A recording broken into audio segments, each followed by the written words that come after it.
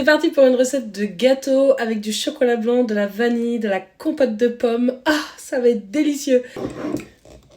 Ah. Putain. Mais attends. Quand même. Et tu mets 240 g de compote. Alors celle-ci est bio, c'est pas nécessaire, mais il faut qu'elle soit sans sucre ajouté. Donc 240 g. Tu rajoutes ensuite 3 œufs. 1, 2 et 3. On va rajouter de la farine. Tu mets la farine de ton choix, celle que tu préfères. Mais là, moi, j'ai envie de changer un petit peu. Comme c'est un gâteau à base de chocolat blanc, on va mettre de la farine d'avoine à la vanille. Et tu mets 250 g de farine d'avoine à la vanille ou de la farine de ton choix, du coup. On va mettre un petit peu d'arôme vanille. Je prends les Yummy Drops parce qu'en même temps, ça donne un petit côté sucrant. Et c'est génial. Tu rajoutes tes pépites de chocolat blanc. Les miennes sont sans sucre. Et tu mets environ 50 g de pépites de chocolat blanc sans sucre. Tu mets ton four en préchauffage parce que là, il ne te reste plus qu'à mélanger.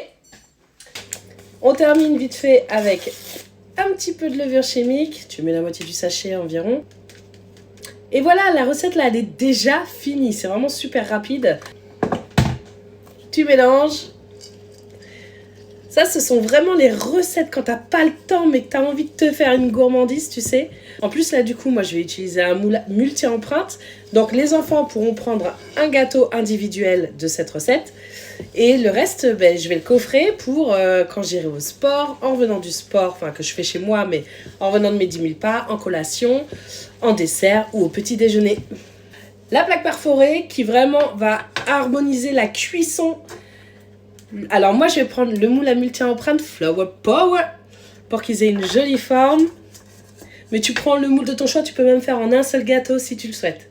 Avec ces quantités, j'ai rempli 11 moules sur les 12 et c'est parti, 20 minutes à 180 degrés. À la sortie du four, tu laisses un petit peu tiédir et pour les démouler, c'est très simple. Tu pousses avec le doigt, ça sort tout seul. Ils sont magnifiques. Ça rend vraiment très bien. Ils sont trop beaux, ils sont bien réussis.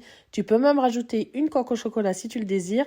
Et là, c'est une recette qui est parfaite pour le petit déjeuner, la collation ou en dessert. Je te mets tout en description et je te souhaite un bon appétit.